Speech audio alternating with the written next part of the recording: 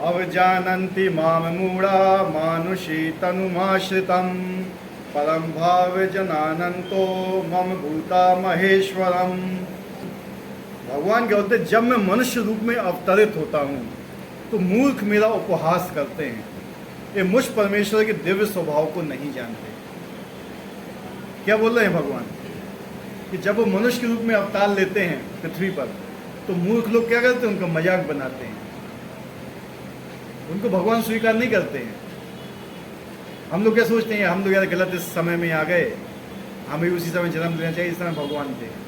सोचते हैं कि नहीं सोचते हैं? हम उस समय होंगे, ऐसा नहीं है कि नहीं होंगे उस समय, ठीक है, लेकिन हमने भगवान को स्वीकार नहीं किया था, इसलिए हम फिर से आए हुए हैं। देख लो, जब वो भीष्म पर्व चल रहा था और भगवान आए हुए थे हस्तिनापुर में, कितने लोगों ने भगवान पर विश्वास किया था कि भगवान है? एक या दो लोग, हार्डली। जब भगवान का अवतार हुआ था तो कितने लोग उनको भगवान मानते थे? समझ रहे ना बात को? जब चैतन्य महाप्रभु आए तो कितने लोग उनको भगवान मानते थे? नहीं मानते थे। तो यही चीजें हैं कि भगवान कहते हैं मैं सामने भी आ जाऊं ना तो भी मनुष्य आजकल ऐसा है कि वो मुझे स्वीकार नहीं करेगा। यही बहुत बड़ी बात है। क्यों क्यों स्वीकार नहीं करेगा?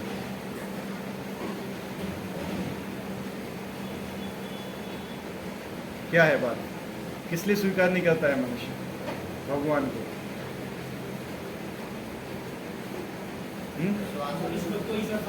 है?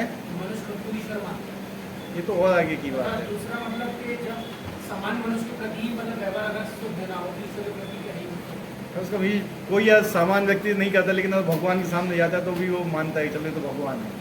अब कोई क्या जाने वाला कि भगवान किस रूप में आए हैं, मतलब नहीं बताया गया है, वो तो भगवान बहुत लोग जानते थे उनको कि साक्षात भगवान है, फिर भी नहीं मानते थे, फिर भी नहीं मानते थे। आज भी देखो भगवान के शब्द, भगवत गीता साक्षात भगवान है, इसमें कोई अंतर नहीं है।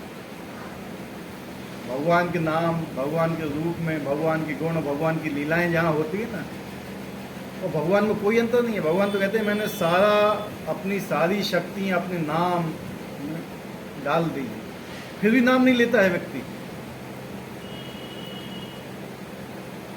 फंसा हुआ है, अपना उद्देश्य गलत मान के फंसा हुआ है।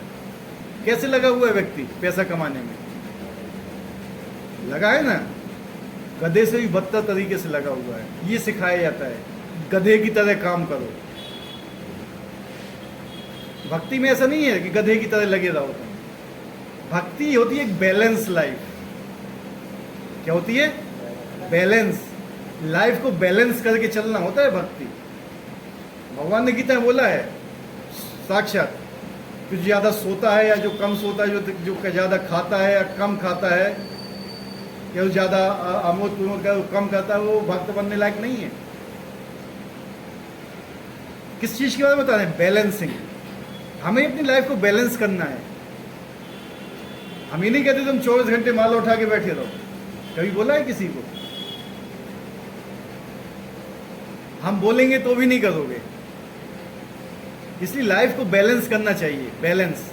और आपकी लाइफ बैलेंस रहेगी, लेकिन उसमें भक्ति को भी पार्ट दो, ईश्वर को भी उसमें आपको जगह देना चाहिए।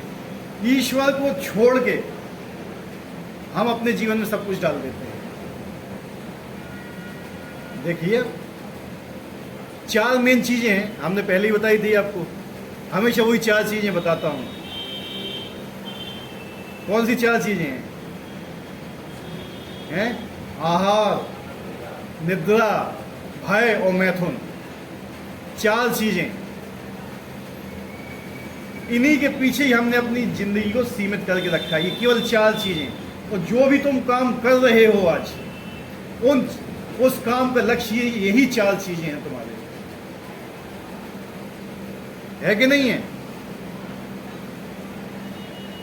ये 4 चीजें, आहार, निद्रा, भय, मैथुन, ये 4 चीजें जानवरों के जीवन में भी हैं। ये प्राप्त करने के लिए जानवर को कोई प्रयास नहीं करना पड़ता है। जानवर को प्रयास करना पड़ता है कोई इन 4 चीज़ों को प्राप्त करने के लिए? खाना खाने के लिए, सोने के लिए, अपनी रक्षा करने के लिए, मैथुन करने के लिए। कौन सा कुत्ता जाता है नौकरी करने के लिए बताइए? या कौन सा बैल जाता है कि मुझे नौकरी करना है या पढ़ाई कर रहा है? कौन सा बैल जाता है कि यूनिवर्सिटी में हम जा रहे हैं? मिलती है उसको ये 4 चीज़ें? मिलती है कि नहीं मिलती हैं? और फिर भी हम उन्हीं चीज़ों के पीछे भरे पड़े हैं, तो क्या है फिर? कोई भी चीज़ उठा लो, जितनी भी उन्नति हमारे समाज में हो रही है आज, उसका मेन सेंटर ये 4 चीज़ें हैं। 100 पंप बनाया गया है महोबा में, किस लिए बनाया गया? वहाँ जाके कोई पूजा करता है क्या? हैं? किस लिए बनाया गया बताइए? निकालो 4 चीज़ें, यही है कि नहीं है? हैं? बढ़िया जाके खाएंगे, बढ़िया जाके सो जाएंगे, बढ़िया वहाँ पे सोएंगे, हमसे रक्षा होगी हमारी। जाओ मैथुन करो वहाँ पे। कोई जाके वहाँ भगवत कथा करता है? किस लिए हो रहा है? तो वास्तव में उद्देश्य क्या है जीवन का? यही हमें चीज़ें सिखाई जाती हैं। भैया लड़का हाँ पढ़ा रहे काय के लाए, नौकरी हो जाए, उनको ब्याह कर दें, लड़का बच्चा हो जाए, फिर उनको ब्याह कर दें, बस यही चलती रहेगी जिंदगी। यही है ना? सुबह जाएगा हस्बैंड नौकरी करने के लिए, दिन भर गधे की तरह लगा रहेगा, शाम को आएगा, खाना खाएगा, सो जाएगा, फिर सुबह जाएगा, फिर वही जिंदगी वही चलता है। कुछ चीज़ नई हो रही है क्या इसमें? कोई भी चीज़ नई नहीं है, वही ढर्रे की लाइफ चल रही है, वही अच्छा लगता है। क्यों? क्योंकि मालूम ही नहीं है कि सुख वास्तव में कहाँ पर है। कहाँ है सुख? एक मल का कीड़ा होता है, उसको गुलाब के ऊपर रख दो तो क्या करेगा वो? कहाँ जाएगा? सूअर के सामने दौड़ी रख देना, क्या करेगा वो? खाएगा? नहीं खाएगा। क्यों? क्योंकि मल प्रिय है उसको, वही अच्छा लगता है। यही स्थिति हम लोगों की है। अगर कोई चीज अच्छी दी जाती है ना, तो एक्सेप्ट नहीं करेगा मनुष्य, कि उसको पता ही नहीं है कि वास्तविक सुख कहाँ पर है। और यही नहीं जानता है कि हम अभी दुखी हैं या नहीं हैं। कितने लोग जानते हैं कि हम दुखी हैं? जानते हो क्या दुख है? हैं? क्या दुख है? हैं? सुबह बढ़िया खाना मिल ही रहा है, शाम को मिल ही रहा है, क्या दुख है? कोई भूखो तो मन नहीं रहा है, फिर क्या चीज का दुख है? हैं? तो वही तो पूछे, किस चीज का दुख है? कैरियर। कितने दिन का कैरियर है? बस 60 साल। उसके बाद जानते नहीं है कि हम आत्मा हैं, शरीर है, शरीर का सुख चाहिए हमें। पहले ही हमारा चीज गलत है कि नहीं? यहाँ पे सब बोलते हैं कि मैं शरीर नहीं मैं आत्मा हूँ, मैं शरीर नहीं मैं आत्मा हूँ।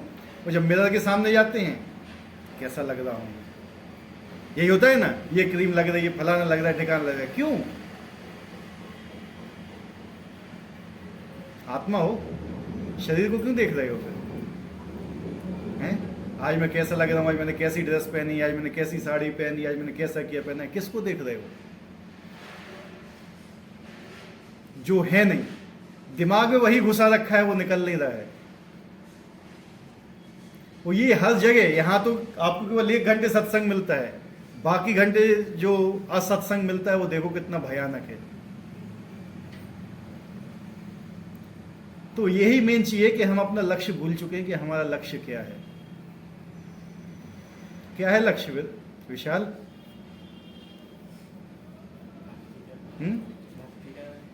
भक्ति करना बोलने के लिए है।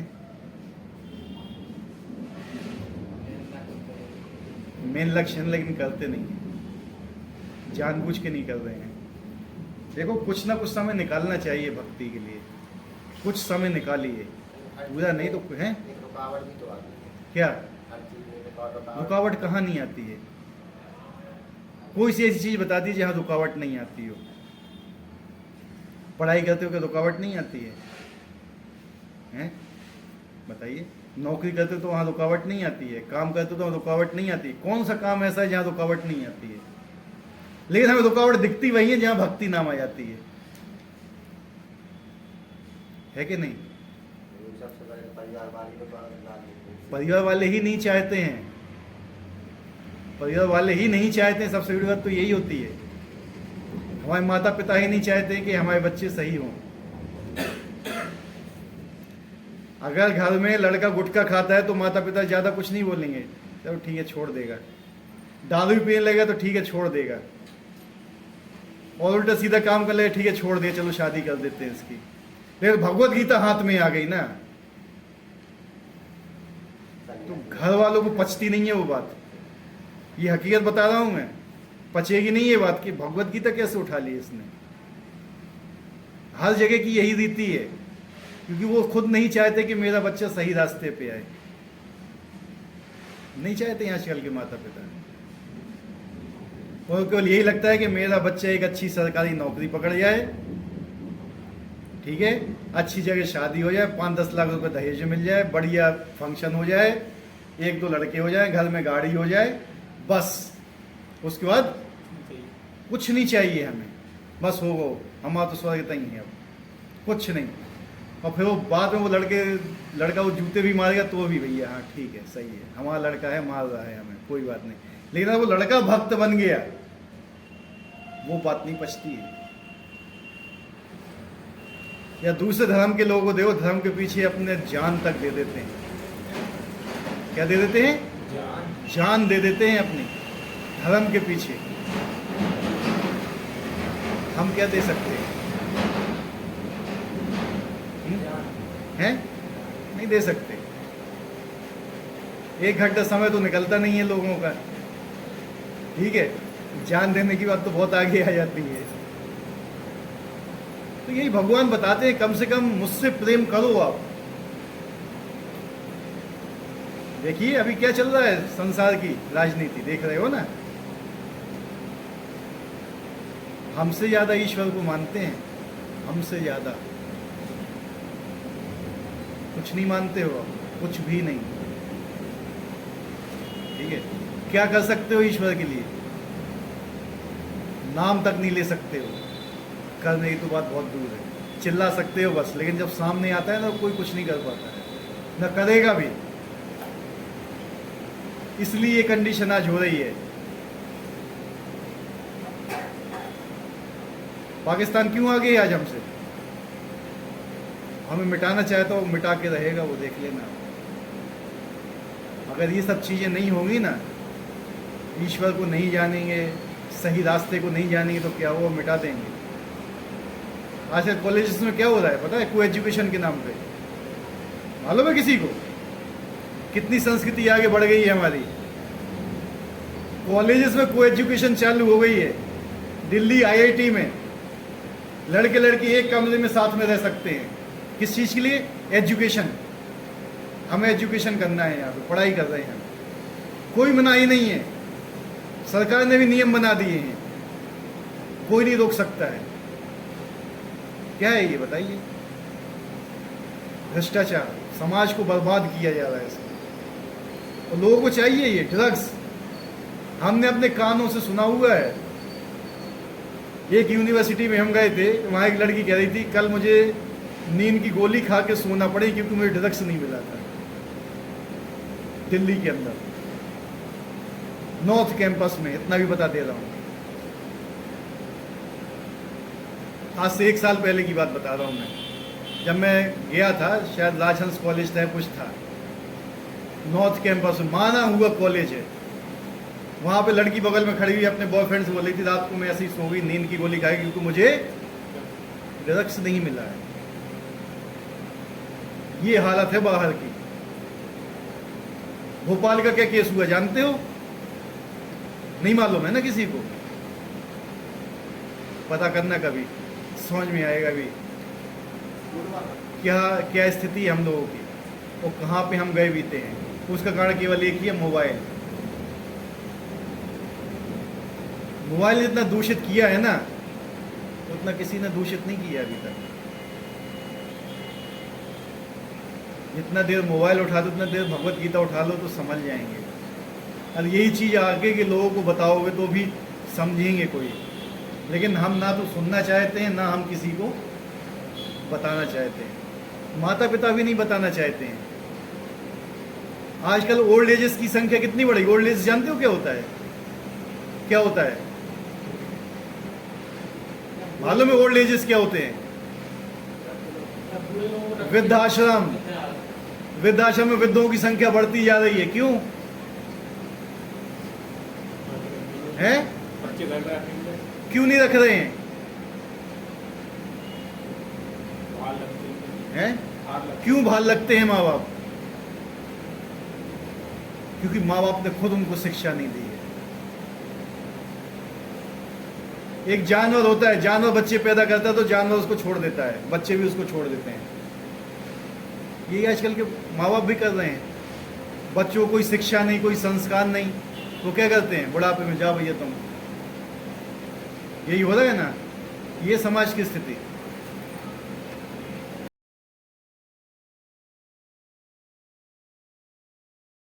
क्या है ना, अगर हम इस रास्ते पे चलेंगे तब हम समझेंगे। इनका नाम जानने से मतलब नहीं, इनका कैरेक्टर जानिए, कैसे रहते थे। भगवान राम के बारे में जानिए, जान जाए पर आन न जाए।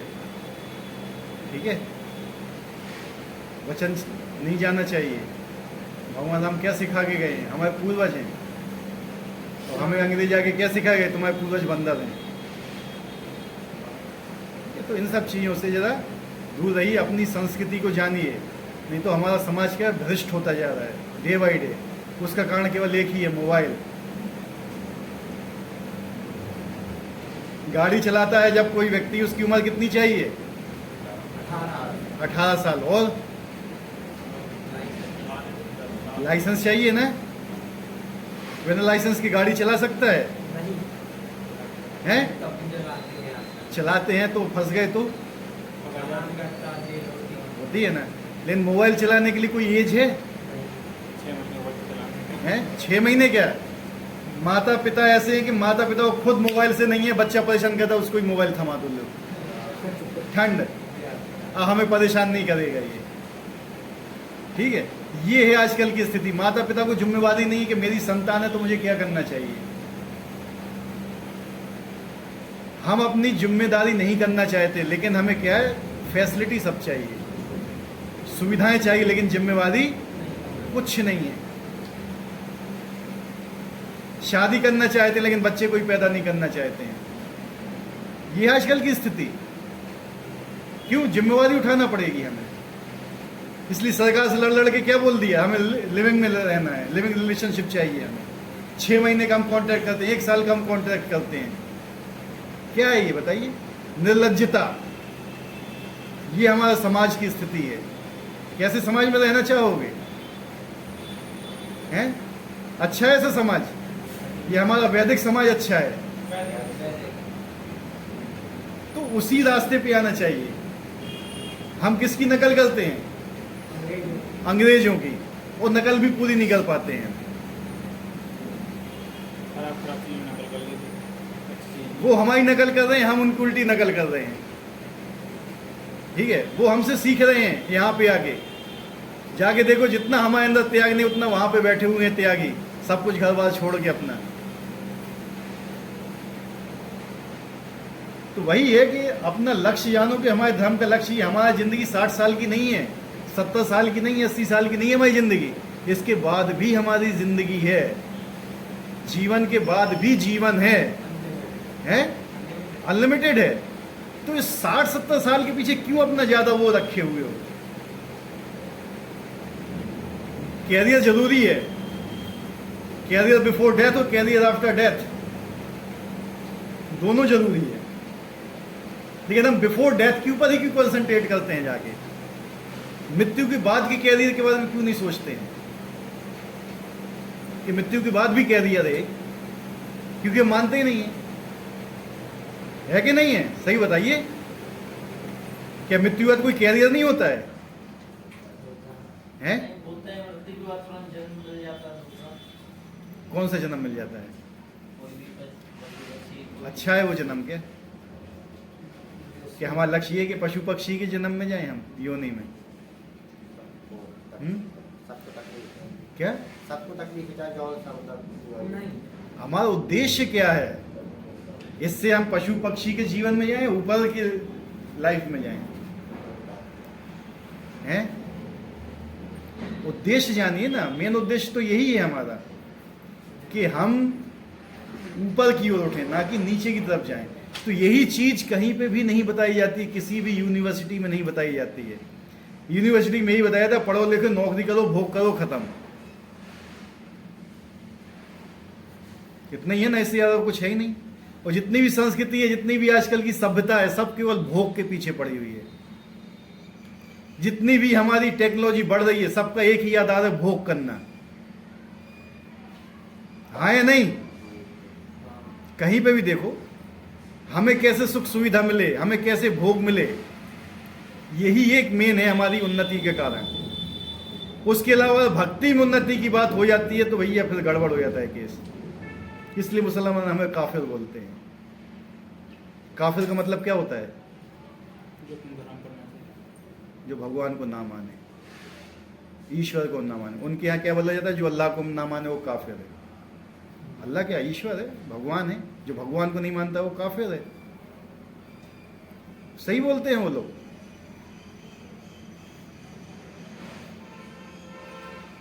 तो ये सब चीजें हमें समझना चाहिए कि हमारा उद्देश्य क्या है जीवन का। वही यहाँ भगवान बताते हैं कि जब मैं जन्म लेता हूं तब भी मुझे नहीं मानते हैं लोग। मैं जन्म लेके आता हूं तो भी नहीं मानते हैं, मेरा उपहास करते हैं, मजाक बनाते हैं भगवान का। तो इस अध्याय के पूर्व के श्लोक स्पष्ट है कि यद्यपि भगवान मनुष्य रूप में प्रकट होते किंतु वे सामान्य व्यक्ति नहीं होते। लोग क्या सोचते हैं कि भगवान ने मनुष्य का अवतार लिया हुआ है तो मनुष्य के रूप में उनका जन्म भी होगा, मृत्यु भी होगी। लेकिन यहां पे क्या बता रहे हैं कि वो सामान्य व्यक्ति नहीं है। ना तो उनका जन्म होता है ना उनकी मृत्यु होती है। वो क्या होते हैं? अवतरित होते हैं, प्रकट होते हैं। ठीक है? जो भगवान सारे विराट जगत का सृजन पालन तथा संहार करता हो मनुष्य नहीं हो सकता। जिसने पूरे संसार को बनाया है, जो उसका पालन कर रहा है, जो उसको नष्ट करता है, वो कोई साधारण व्यक्ति हो सकता है? नहीं ना। तो भी ऐसे अनेक मूर्ख हैं जो कृष्ण को एक शक्तिशाली पुरुष कहते और कुछ नहीं मानते हैं। बहुत से मूर्ख मिलेंगे जो भगवान कृष्ण को नहीं मानते। कहते ठीक है, होंगे कोई शक्तिशाली मनुष्य हैं, हम मानते हैं, लेकिन भगवान नहीं है वो उनको भगवान नहीं मानते। यही भगवान यहां बोल रहे हैं कि जो मूढ़ हैं, मूर्ख हैं, वो मुझे भगवान नहीं मानते हैं।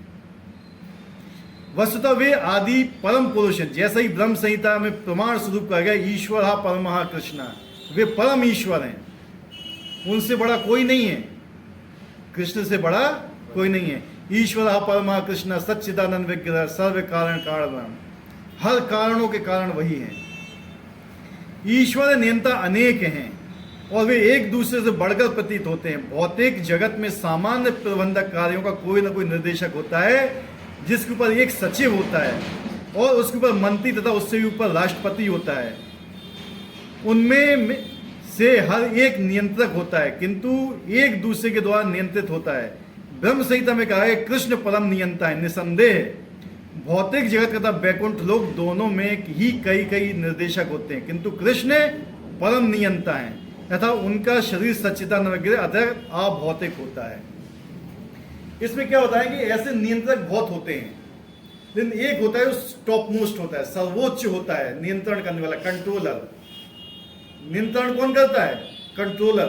जो सबसे ऊपर है वो एक ही है, जिसको बोला क्या है? ईश्वर परमः कृष्णा। कृष्ण सर्वोच्च कंट्रोल है। जो उसके नीचे आते हैं, इंद्र हो गए, शिव जी हो गए, ब्रह्मा हो गए, ये सब क्या है? उनके नीचे आते हैं। और उनका शरीर क्या होता है? सच्चिदानंद। बहुत लोग क्या बोलते हैं? भगवान निराकार है।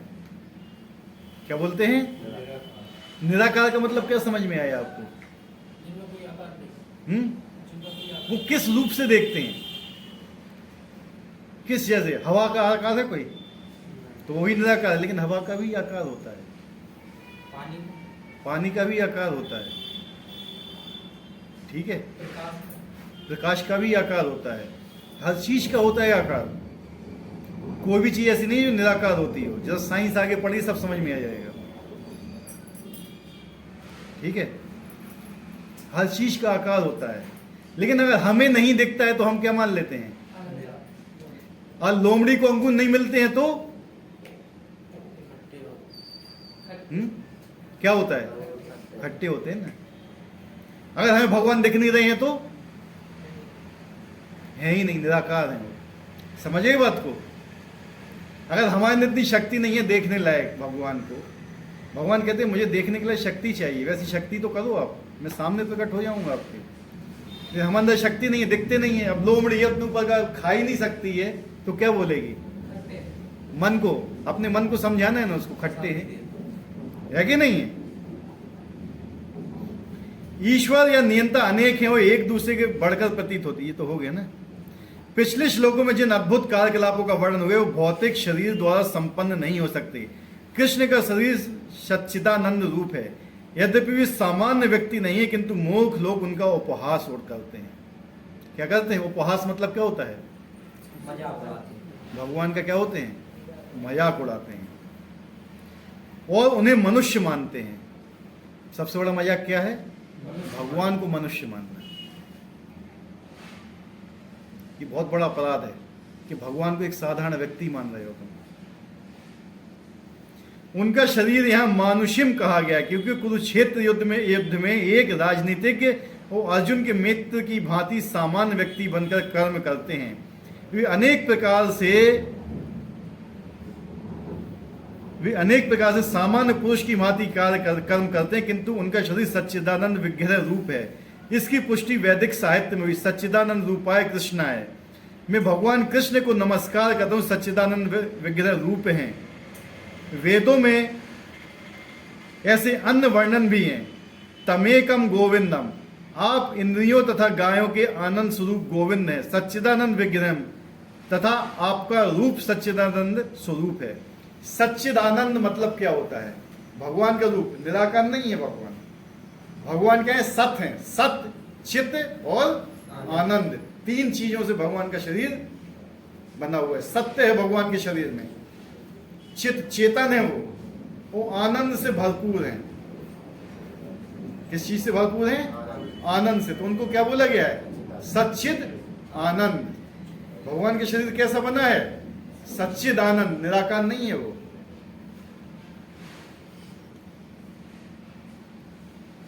भगवान जिस समय युद्ध कर रहे थे उस समय उनकी उम्र कितनी थी?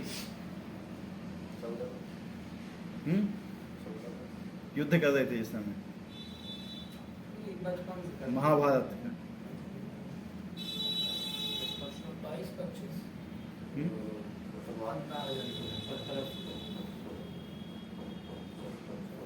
भगवान ने शायद 6 दिन की उम्र में किसको मारा था? पूतना को। 6 दिन का बच्चा कोई पूतना को मार सकता है? हैं? उसके बाद 3 महीने की उम्र में शक्टासुर था, उसको मारा था। तृणावर्त को मारा था। साधारण व्यक्ति है क्या? जब भगवान युद्ध कर रहे थे हस्तिनापुर में, कुरुक्षेत्र में, उनकी उम्र थी 125 वर्ष। सॉरी नहीं, 89 वर्ष। 125 में तो भगवान वापस चले गए थे। 89 ईयर्स थी। 89 साल के थे।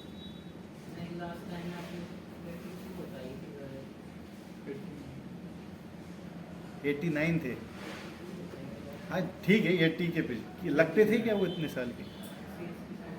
भगवान की जो उम्र है वास्तविक जो गोलोक में 14 साल समथिंग है, उतने दिखते हैं वो उस उम्र के हमेशा, चाहे वो जितनी उनकी उम्र हो जाए। इसलिए जब युद्ध हो रहा था, मैं क्यों ये प्रसंग लेके गया, क्योंकि जब महाभारत का युद्ध हो रहा था तब भी भगवान की उम्र 89 वर्ष थी या कुछ भी थी, 82, 83, 86, लेकिन लगते कितने के थे वो? 14 वर्ष। 14 वर्ष के वो दिखते थे। क्यों? क्योंकि उनका जो शरीर है वो भौतिक नहीं है हमारी तरह। आध्यात्मिक शरीर, सच्चिदानंद रूप है शरीर। ठीक है, लोग कहते हैं कि उस भेलिया ने आके भगवान के पैर पे मारा, भगवान मर गए, चले गए। महाभारत के युद्ध में जब महाभारत का युद्ध समाप्त होने वाला था तो भगवान अर्जुन से बोलते हैं कि अर्जुन रथ से उतरो नीचे, अब युद्ध समाप्त हो गया है। तो अर्जुन कहते हैं कि नहीं, मैं नहीं उतरूंगा रथ से नीचे, पहले आप उतरिए। उन्होंने कहा अर्जुन मान जाओ, उतर जाओ रथ से नीचे। उन्होंने कहा ठीक है। अर्जुन उतरे,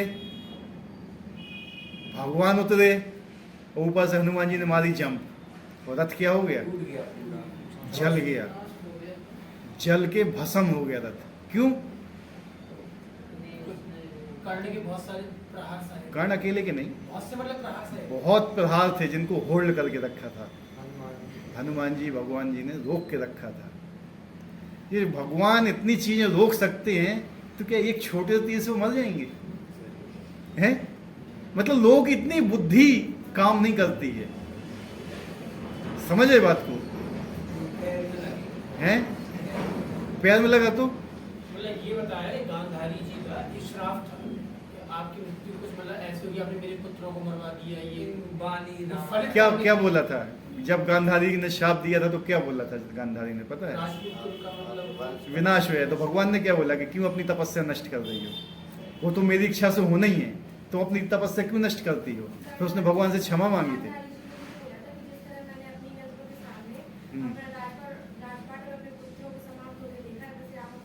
हाँ, बोला था उसने ये, लेकिन भगवान ने फिर क्या बोला था उसको? ये शाप आप मुझे दे रही हो जिसको कभी शाप लगते नहीं है, पहली चीज तो ये है।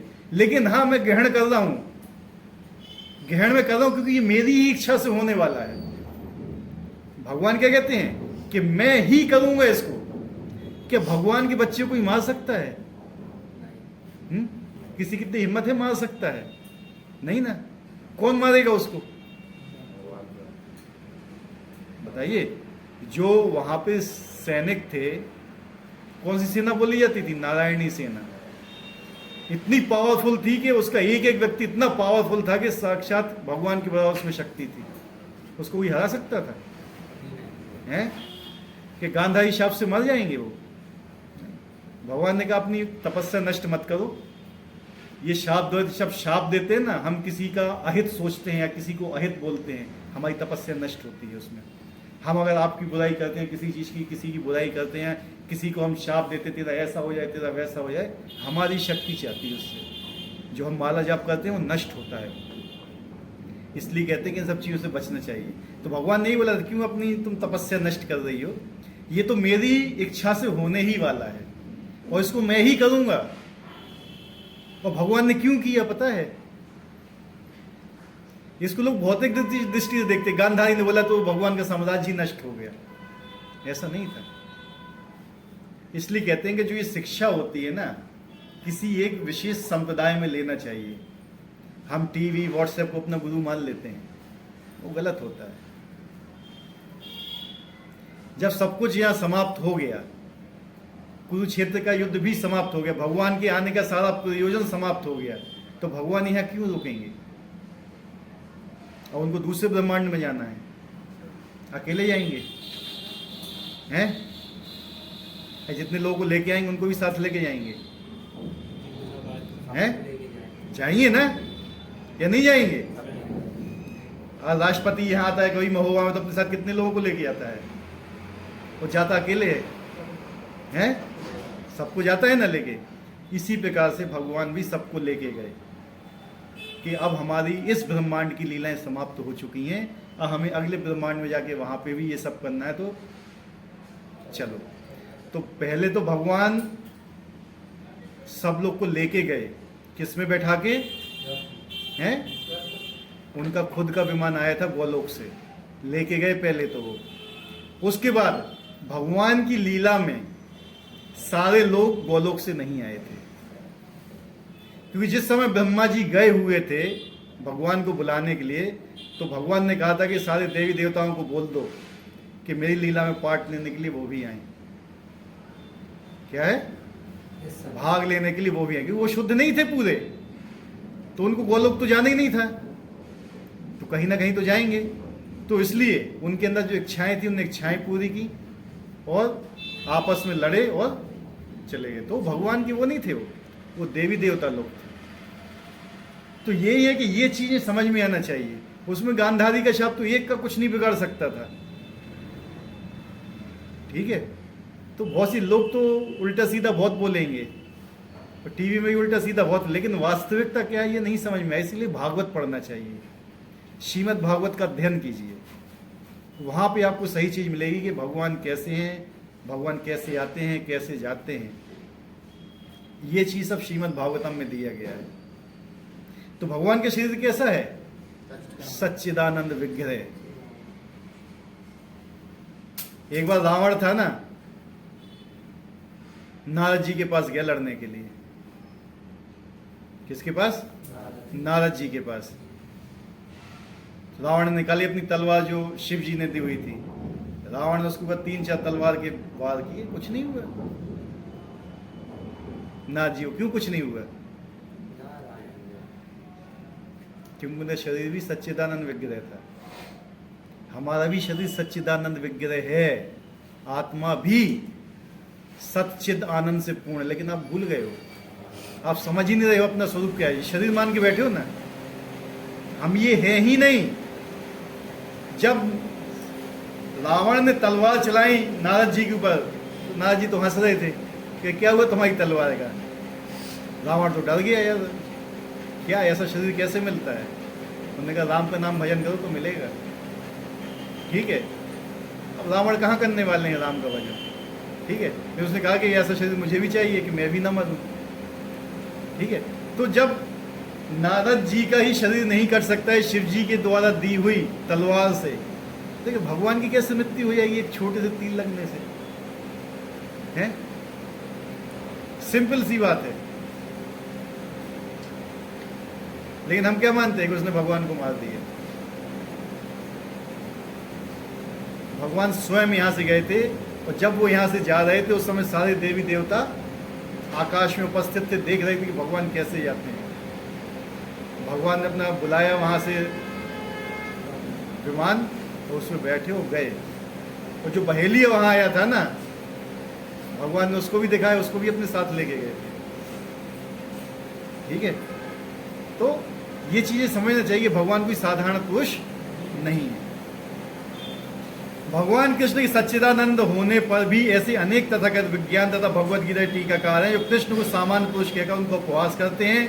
भले ही अपने पूर्व पुण्यों के कारण विद्वान असाधारण व्यक्ति के रूप में पैदा हुआ हो, किंतु श्री कृष्ण के बारे में ऐसी धारणा उसकी अल्पज्ञता के कारण होती। कोई जितना भी पढ़ा लिखा हो, कोई जितना भी PhD हो, लेकिन जब तक किसी संप्रदाय में आके शिक्षा नहीं लेगा वो कृष्ण को नहीं जान सकता है।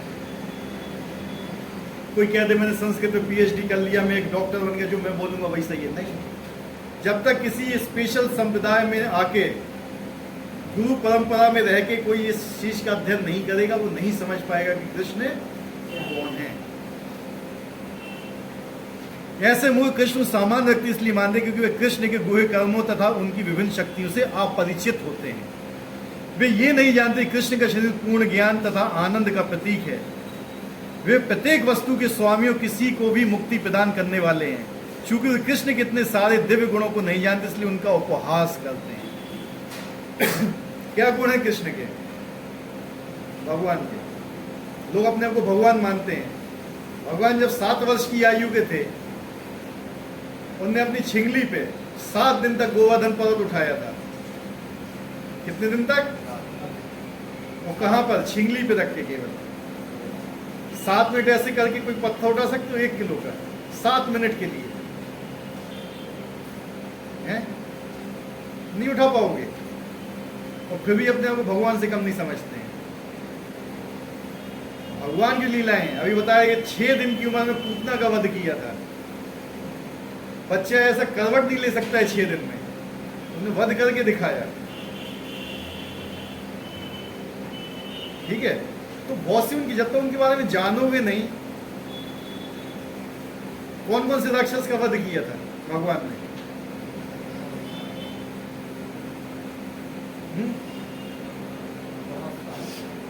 बहुत सारे हैं, नाम नहीं मालूम है, लेकिन तो यार भाई है ना कि अपने शास्त्र पढ़ो जरा, पता चलेगा कि भगवान ने किसका वध किया। तो भगवान के बारे में जानोगे नहीं तो मानोगे कैसे? और किसी से प्रेम करना है ना तो उसके बारे में जानना होगा ना, है कि नहीं? उनकी शक्ति के बारे में जानना होगा, कितने पावरफुल है, कितना क्या है, तब तो प्रेम करोगे उनसे। आप किसको दोस्त बनाना चाहे तो सीधी सिंपल बात बताओ, है नहीं? नॉर्मल चीज में आप किसी ऐसे व्यक्ति को दोस्त बनाना चाहोगे जो बढ़िया शक्तिशाली हो, यस, अच्छा धन हो जिसके पास, अच्छा बुद्धिमान हो, देखने में सुंदर लगता हो, ऐसे लोग को दोस्त बनाओगे? अच्छा आचरण हो, या किसी गरीब को जाके बनाओगे, किसी ऐसी मतलब जो किसी लायक नहीं है, हैं? तो जब भगवान को मित्र बनाना है तो उनके बारे में तो जानना होगा ना।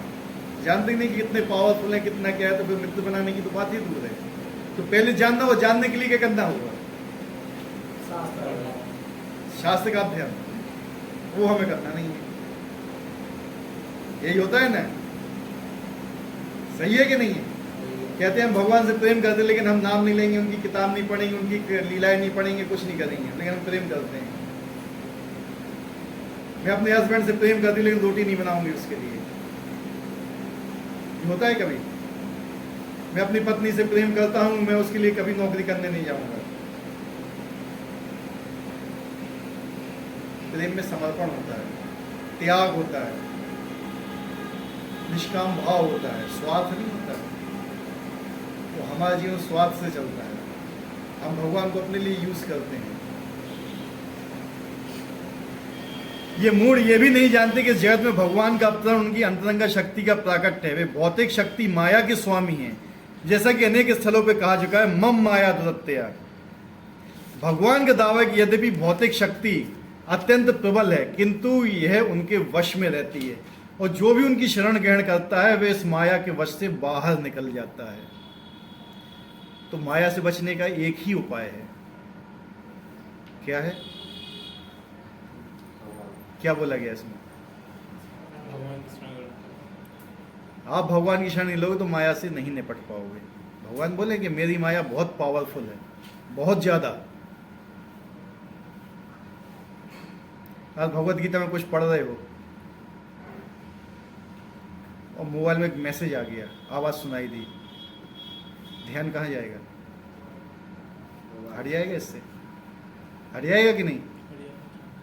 पावरफुल क्या है? पावरफुल ये है, लेकिन समझते नहीं हो आप इसको पावरफुल। ध्यान कहाँ जाएगा? खुद से सोच लेना। यहाँ पे बैठे बैठे भी लोगों का ध्यान मोबाइल पे जाता है, हाँ या नहीं? Yes no? क्यों? मोबाइल से हमें प्रेम है, तो ये चलता रहता है यार। वो आएंगे, 1 घंटे चिल्लाएंगे, चले जाएंगे, हम तो जैसे हैं वैसा ही है, हमें क्या मतलब है? यही होता है ना। लेकिन जो 1 घंटा मिल रहा है ना, ये आपकी संपत्ति है, विपत्ति में नहीं, हमेशा काम आएगी, हमेशा, ये कभी नष्ट नहीं होती है। यदि कृष्ण का शरणागत जीव माया के प्रभाव से बाहर निकल सकता है तो भला परमेश्वर जो संपूर्ण विराट जगत का सृजन पालन तथा संहार करता है, हम लोगों जैसा शरीर कैसे धारण कर सकता है? लोग कहते हैं कि भगवान मनुष्य के रूप में आते हैं, मनुष्य का रूप लेके आते हैं, जन्म लेते हैं, मरते हैं। जिस संसार का निर्माण कर रहे हैं उसको मनुष्य शरीर लेने की क्या जरूरत है? अतः कृष्ण विषय ऐसी धारणा मूर्खतापूर्ण है। फिर भी मूर्ख व्यक्ति ये नहीं समझ सकते कि सामान्य व्यक्ति के रूप में प्रकट होने वाले भगवान कृष्ण समस्त परमाणु तथा विराट ब्रह्मांड के नियंता किस तरह हो सकते हैं। बृहत्तम तथा सूक्ष्मतम तो उनकी विचार शक्ति से परे होते हैं, अतः वे ये सोच भी नहीं सकते कि मनुष्य जैसा रूप कैसे ऐसे विशाल तथा अणु को वश में कर सकता है। यद्यपि कृष्ण असीम तथा ससीम को नियंत्रित करते किंतु वे इस जगत से विलग रहते हैं। उनके योग में श्रम तथा अचिंत दिव्य शक्ति के विषय में कहा गया है कि एक साथ ससीम तथा असीम को वश में रख सकते हैं, तो भी उनसे पृथक रहते हैं। यद्यपि मूर्ख लोग ये सोच भी नहीं पाते कि मनुष्य रूप में उत्पन्न होकर कृष्ण जिस तरह असीम तथा ससीम को वश में कर सकते हैं, किंतु जो शुद्ध भक्त हैं वे इसे स्वीकार करते हैं, क्योंकि उन्हें पता है कि कृष्ण भगवान है, अतः वे पूर्णतः उनकी शरण में जाते हैं और कृष्ण भावना में रहकर कृष्ण की भक्ति में अपने को रत रखते हैं। जब भगवान 6 दिन के थे कृष्ण, तो क्या वो भगवान नहीं थे? और जब वो 89 वर्ष के थे तब भी भगवान थे। जब वो रासलीला कर थे तब भी भगवान थे। जब वो गोवर्धन उठाए थे तब भी भगवान थे। जब उन्हें वरा अवतार लिया तब भी वो भगवान थे। प्रभु जी का फोन आया। हाँ, दंडवत प्रणाम प्रभु जी, हरे कृष्ण।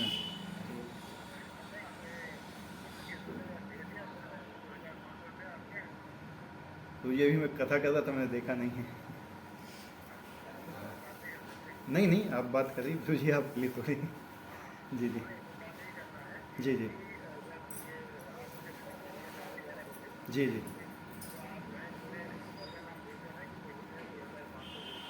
जी जी जी जी जी जी जी जी जी बोल जी जी जी बोल धन्यवाद।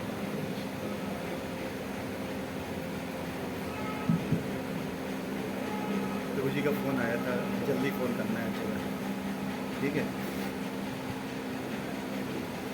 सगुणवादियों तथा निर्गुणवादियों में भगवान के मनुष्य रूप में प्रकट होने को लेकर काफी मतभेद है, किंतु यदि हम भगवत गीता तथा श्रीमद् भागवत जैसे प्रमाणिक ग्रंथों का अनुशीलन कृष्ण तत्व समझने के लिए करें तो हम समझ सकते हैं कि कृष्ण श्री भगवान है। यद्यपि उस धराधाम में सामान्य व्यक्ति की भांति प्रकट हुए थे, किंतु वे सामान्य व्यक्ति हैं नहीं। श्रीमद् भागवत में जब शौनक आदि मुनियों ने सूत गोस्वामी से कृष्ण के कार्यकलाप के विषय में पूछा तो उन्होंने कहा कि त्वा निखिल कर्माणि सह रामेण केशवा अतिमत्यानि भगवान गूढ़ा कपट मानुषा। भगवान श्री कृष्ण ने बलराम के साथ साथ मनुष्य की भांति क्रीड़ा की और इस तरह प्रच्छन्न रूप में उन्होंने अनेक अति मानवीय कार्य किए। मनुष्य के रूप में भगवान का प्राकट्य मूर्ख को मोहित बना देता है। कोई भी मनुष्य उन अलौकिक कार्यों को संपन्न नहीं कर सकता जिन्हें उन्होंने इस धरा पर करके दिखा दिया था। जब कृष्ण अपने पिता तथा माता वासुदेव तथा देवकी समक्ष प्रकट हुए तो 4 भुजाओं से युक्त थे, किंतु माता पिता की प्रार्थना पर उन्होंने एक सामान्य शिशु का रूप धारण कर लिया। बहु प्राकृता शिशु भागवत 10:3-46 में कहा गया है। वे एक सामान्य शिशु, एक सामान्य मानव बन गए। यहाँ पर ये इंगित होता है कि सामान्य व्यक्ति रूप में प्रकट होना उनके दिव्य शरीर का एक गुण है। भगवत गीता के 11वें अध्याय में भी कहा गया है कि अर्जुन ने कृष्ण को अपने चतुर्भुज रूप दिखलाने के लिए प्रार्थना की। तैनेव रूपेण चतुर्भुजेन, इस रूप को प्रकट करने के बाद अर्जुन ने प्रार्थना करने पर उन्होंने पूर्ण मनुष्य रूप धारण कर लिया। भगवान के विभिन्न गुण निश्चय ही सामान्य मनुष्य से नहीं है। किसी भी रूप में आते हैं भगवान, वो भगवान होते हैं, वो सारी शक्तियां उनके साथ होती हैं। किसी भी अवतार में आए, किसी भी रूप में रहे भगवान। क्यों? क्योंकि वो सच्चिदानंद विग्रह है। वो हमारे जैसा रूप उनका नहीं है जो यहाँ छोड़ के चला जाए, मिट्टी का शरीर मिट्टी में मिल जाएगा। नहीं, उनका नहीं है ऐसा शरीर। हमारा भी शरीर वैसा नहीं, लेकिन हम मानते हैं कि हमारा शरीर है। हमारा शरीर कैसा है? सच्चिद आनंद, 3 चीजों से बना हुआ है। उसके ऊपर क्या है? आवरण चढ़े हुए हैं। उसके ऊपर बनता है हमारा कर्म का शरीर, कारण शरीर बोलते हैं। उसके बाद होता है सूक्ष्म शरीर हमारा, फिर उसके बाद आता है स्थूल शरीर। यानी 3 चीजों चढ़ी हुई हैं। तो बेसिक चीज कहाँ से दिखेगी हमें? समझ रहे? अभी हम अपने कोई शरीर ही मानते हैं, पृथ्वी जल अग्नि वायु आकाश कवन। इसके आगे मन बुद्धि अहंकार, उसके नीचे कर्म। कहाँ कहाँ से निपटोगे? निपटने का एक ही साधन है, भगवान की शरण में आ जाओ। और जब तक शरण में नहीं आते हैं चक्कर काटते रहो। कतिपय लोग जो कृष्ण का उपहास करते हैं और मायावादी दर्शन से प्रभावित होते हैं, श्रीमद् भागवत के निम्नलिखित श्लोक को ये सिद्ध करने के लिए उद्भूत करते हैं। कृष्ण एक सामान्य व्यक्ति थे। अहम सर्वेषु भूतेषु भूतात्मा अवस्थिता सदा, परमेश्वर समस्त जीवों में विद्यमान हैं। अच्छा हो कि इस श्लोक को हम जीव गोस्वामी तथा विश्वनाथ चक्रवर्ती ठाकुर जैसे वैष्णव आचार्यों से ग्रहण करें, न कि कृष्ण का उपहास करने वाले अनाधिकारी व्यक्तियों की व्याख्याओं से। जीव गोस्वामी इस श्लोक की टीका करते हुए कहते हैं, कृष्ण समस्त चराचरों में अपने अंश विस्तार परमात्मा के रूप में स्थित हैं। अतः कोई भी नवदीक्षित भक्त जो मंदिर में भगवान की अर्चा मूर्ति पर ही ध्यान देता है वो अन्य जीवों का सम्मान नहीं करता, वृथा ही मंदिर में भगवान की पूजा में लगा रहता है। भगवान का मंदिर किसे बोलते हैं? मंदिर का मतलब क्या होता है? जहाँ भगवान निवास करते हैं। निवास करते हैं, सही बात है ना, है कि नहीं? हर व्यक्ति के अंदर भी भगवान निवास करते हैं। किस रूप में? परमात्मा के रूप में। तो हमें हर व्यक्ति के साथ कैसा व्यवहार करना चाहिए? हैं? अच्छा, जैसा व्यवहार हम मंदिर में करते हैं भगवान के साथ, क्या हम ऐसा करते हैं? नहीं करते ना। तो हर व्यक्ति के साथ, हर व्यक्ति के शरीर में परमात्मा के रूप में भगवान स्थित रहते हैं। तो हमें हर व्यक्ति को, अगर हम ये सोचते हैं कि हम पूजा पाठ कर रहे हैं, हमें दूसरे व्यक्ति से कोई मतलब नहीं है, ये यहाँ बताया जा रहा है कि हमें ऐसा नहीं सोचना है। जो व्यक्ति सोचना है भगवान केवल मंदिर में रहते हैं, हर आदमी के शरीर में नहीं है, तो ये व्यर्थ है। हमें उस व्यक्ति के अंदर भी देखना चाहिए कि इसके अंदर भी भगवान का अंश है, हमें उसके साथ अच्छा व्यवहार करना चाहिए। भगवत भक्त तो 3 प्रकार हैं, जिनमें से नवदीक्षित सबसे निम्न श्रेणी के हैं। नवदीक्षित भक्त अन्य भक्तों की अपेक्षा मंदिर में अच्छा वगैरह पर अधिक ध्यान देते हैं। अतः विश्वनाथ चक्रवर्ती ठाकुर चेतावनी देते हैं कि इस प्रकार की मानसिकता को सुधारना चाहिए। भक्त को समझना चाहिए चूंकि कृष्ण परमात्मा के रूप प्रत्येक जीव के हृदय में विद्यमान है, अतः प्रत्येक व्यक्ति परमेश्वर का निवास या मंदिर है। इसलिए जिस तरह कोई भक्त भगवान के मंदिर का सम्मान करता है, वैसे से प्रत्येक जीव का सम्मान करना चाहिए जिससे परमात्मा निवास करता है। अतः प्रत्येक व्यक्ति का समुचित सम्मान करना चाहिए, कभी उपेक्षा नहीं करना चाहिए। लोग मानते तो हैं कि मंदिर हम किस लिए जाएं? भगवान तो सब जगह है कि नहीं? सब जगह है ना भगवान, सर्वत्र व्याप्त है, तो मंदिर क्यों जाओ फिर? बोलते हैं ना लोग। क्या उत्तर होगा बताइए? उत्तर क्या है इस चीज का? तुमसे कोई पूछे कि भगवान तो सर्वत्र व्याप्त है,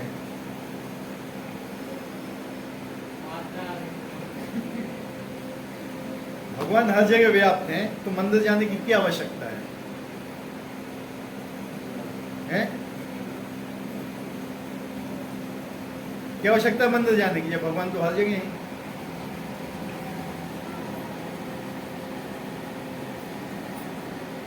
एक हंसी की बात बताएं। एक हमारे साथ में एक बार ट्रेन से आ रहा था, तो मेरी शायद नीचे वाली सीट थी, तो ऊपर वाली सीट में एक मोमडन बैठा हुआ था, हैं? तो बैठा हुआ था, खूब स्मोकिंग कर रहा था वहाँ बैठा बैठा, कुछ नहीं। तो ये नीचे आके स्मोकिंग करने लगा। मैंने कहा यहाँ स्मोकिंग क्यों कर रहे हो आप? अच्छा लगता है क्या? कुछ नहीं बोला। हमने कहा कि आप मस्जिद में जाके स्मोकिंग करोगे क्या? कह रहा वहाँ मेरा अल्लाह रहता है। हमने कहा यहाँ नहीं रहता क्या? इतना ही बोला उसको कि यहाँ नहीं है क्या? जुबान नहीं निकली उसकी, समझ रहे? केवल एक शब्द से हमने कहा कि यहाँ अल्लाह नहीं उपस्थित किया, बस खत्म खेल। उसके ऊपर सिगरेट फेंका, ऊपर जाके सो गया, कुछ नहीं बोला, कुछ भी नहीं।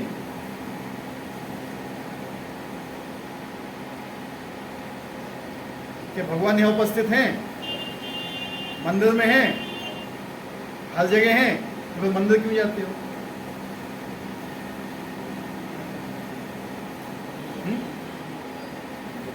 लोग कहते हैं ना, टीवी में सुना होगा, मोबाइल में भी सुना होगा, व्हाट्सएप भी आते हैं ना ऐसे, भगवान तो सर्वत्र व्याप्त है, तो मंदिर जाने की क्या आवश्यकता है? जब सर्वत्र व्याप्त है तो मंदिर में व्याप्त नहीं होंगे? होंगे ना। मतलब लोग ये नहीं लगता है, मतलब खंडन करने के लिए बहुत है, मंदिर क्यों जाना चाहिए? भगवान तो हर जगह है, लेकिन ये नहीं कि जब भगवान हर जगह तो मंदिर में भी होंगे। Yes no? आप भगवान सर्वत्र व्याप्त है तो मंदिर में नहीं होंगे? होंगे ना। लेकिन वो क्या कहते हैं कि मंदिर नहीं, बस मतलब एक चीज होना चाहिए कि हमें मंदिर नहीं जाना है। लोगों को भ्रमित करना है कि क्या जरूरत है मंदिर जाने की। तो ये यहाँ पे बताया जा रहा है कि लोग हैं ना भगवान को वास्तविकता के रूप में नहीं समझते हैं, लेकिन आजकल मोबाइल को ही अपना गुरु बना लिया है। तो मोबाइल में जो आएगा, जो पीके जो मूवी चली थी ना, पीके OMG, इन्होंने बहुत खंडन किया था, बहुत ज़्यादा, ठीक है। तो मतलब उसमें भगवान को मजाक बना के रख दिया था, ऐसे लोगों के बारे में बताया जा रहा है। ओ माई गॉड और पीके जैसी ये जो मूवी आती है ना, ठीक है। ऐसे अनेक निर्विशेषवादी जो मंदिर पूजा का उपहास करते हैं, वे कहते हैं कि चूंकि भगवान सर्वत्र हैं तो फिर अपने को हम मंदिर पूजा तक ही क्यों सीमित रखें। यदि ईश्वर सर्वत्र हैं तो क्या मंदिर या अर्चा वगैरह में नहीं होंगे। यद्यपि सगुणवादी या निर्विशेषवादी निरंतर लड़ते रहे, क्योंकि कृष्ण भावनापूर्ण भक्त ये जानता है कि यद्यपि कृष्ण भगवान है किंतु उसके साथ वे सर्वव्यापी भी हैं, जिनकी पुष्टि ब्रह्म संहिता में हुई है। यद्यपि उनका निश्चित धाम गोलोक वृंदावन है और वे वहीं निरंतर वास करते हैं, किंतु वे अपनी शक्ति की विभिन्न अभिव्यक्तियों द्वारा तथा अपने स्वांश द्वारा भौतिक तथा आध्यात्मिक जगत में सर्वत्र विद्यमान रहते हैं। मोदी कहाँ रहता है? दिल्ली में PM आवास में रहता है ना, हाँ या नहीं? राष्ट्रपति भवन में रहता है। उसकी पावर यहाँ तक है कि नहीं है? पावर ग्रुप में यहाँ उपस्थित है कि नहीं है? तो भगवान गोलोक में रहते हैं, पावर ग्रुप में उपस्थित है कि नहीं है? सिंपल फंडा है ना, कोई ज़्यादा कैलकुलेशन नहीं है इसमें। भगवान गोलोक में रहते हैं भगवान के रूप में, यहाँ अपनी शक्ति के रूप में उपस्थित हैं। जैसे मोदी है, प्रधानमंत्री है, राष्ट्रपति है, वो भी अपनी शक्ति, उनका चलेगा ना, यहाँ पे चलेगा ना, तो अपनी शक्ति के रूप में यहाँ उपस्थित हैं वो। ऐसे ही भगवान भी अपनी शक्ति के रूप में यहाँ पर उपस्थित हैं। कोई क्वेश्चन है? सब समझ गए?